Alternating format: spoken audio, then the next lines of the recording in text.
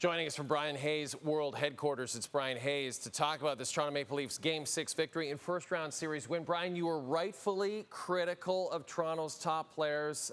They just did not show up in Game 5, let's be honest about that. They show up big time in Game 6.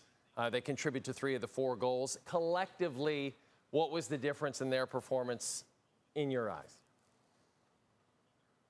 Well, I think it's as simple as getting on the game sheet. I mean, that was ultimately where the criticisms began in terms of Game 5, is that these are the best players on the team, some of the best players in the world, and they just couldn't find a way to get on the game sheet, especially in the biggest moments of their playoff careers. I mean, the stats were right there in front of us. We've talked about it a lot over the last couple of years, and certainly the last couple of days, Jay. 1-13 in closeout games, 0-for-30 on the power play in those games. Austin Matthews in particular had only scored 2 goals in his previous 15 playoff games, and I think it really began with the captain. I think it was so important that Austin Matthews was the guy to get on the board first.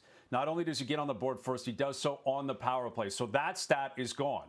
Right, that stat's out. Matthews is on the game sheet. They get a lead. They quiet that building down in the first period. So I think Austin Matthews was integral in this. I think it matters who scores at certain times, and he's your best player. He's the best goal scorer in the world. He had to do it to get something going. He did it tonight. And then you look at William Nylander. I look at that empty net goal as something that was very, very necessary to see, I think, if you're a Leaf fan, because it was just blatantly about tenacity and who wanted it more and who could fight through the check and who was going to fight all the way to the end through a penalty that was coming to make sure that you closed the door, and that was William Nylander. He scored that beauty to start the second period. We've seen that a lot. I think the empty netter was way more significant because of what it represented and what he had to do to make it happen. So these guys are great players. They're the core 4 for a reason. They're separate from everyone else because of the talent level, because of the expectation. I thought Matthews was really good tonight. I thought Mitch Marner was very composed tonight. And Nylander and Tavares, again, really redeemed themselves considering how poorly they played in Game 5. It was mandatory. It had to happen.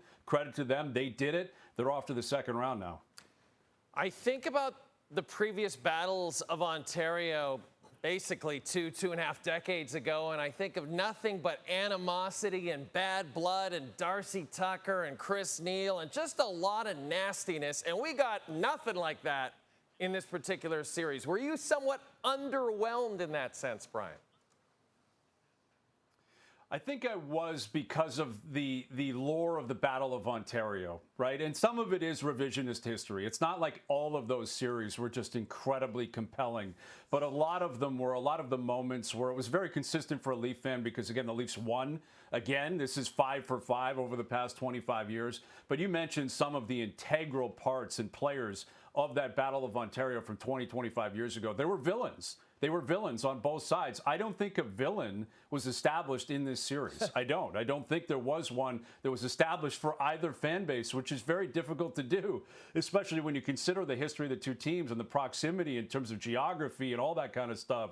But there wasn't a villain that was established. No suspensions. No goalies pulled. It never happened. It was a very methodical, low-event series. You know, I have used that term, low event, 400 or 500 times on TSN over the past 2 weeks.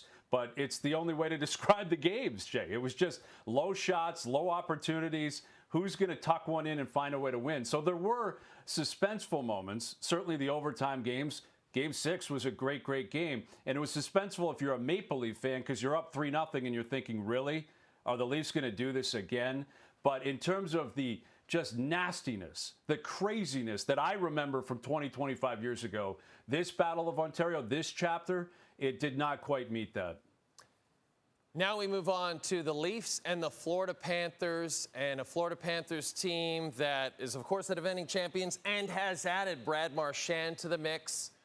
Based on the history between the two teams and how the first-round series went for both, what are your expectations for round 2, Bryan?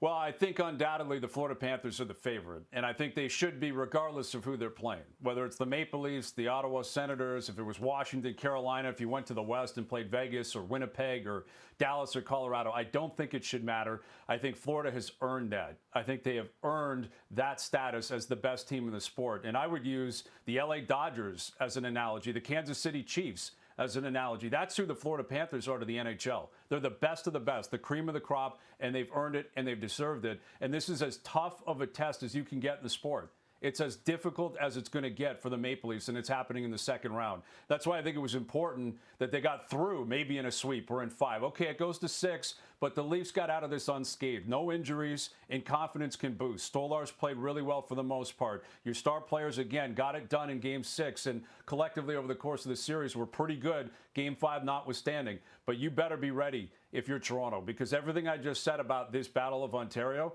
it's going to be thrown out against Florida. There will be villains. And if it has to be exclusively Florida, they'd be happy with that. But Matthew Tkachuk is going to show up and play, and you know what he's going to bring. You know what Sam Bennett's bringing. They're nasty. They are a nasty bunch. They smell blood all the time. It doesn't matter if it's an exhibition, regular season, playoff, Stanley Cup final. They are going to come, and they are going to hunt. That is what's coming from Florida. So I think the Maple Leafs have to expect the most difficult test they've ever had. But this is what you gear up for. This is why you brought in Craig Berube. This is why you stuck with Stolarz in the first round, so he can go out and chase his former team. And Bobrovsky's as tough as it gets when it comes to goaltending competition. So I do think the Florida Panthers are clearly a favorite. They should be. But the Maple Leafs are long overdue. They're long overdue. I like their composure and the way they defended. But they better be prepared to fight back and punch back and push back, because as tough as it was at times against Ottawa, it's going to be crazy against Florida, and you have to bring your best at least 4 times if you're going to get past this Panthers team. From low event series to what looks like a potential high event series in round number 2, the Toronto Maple Leafs now 5 for 5 all time in the Battle of Ontario. Bryan Hayes, thanks for this.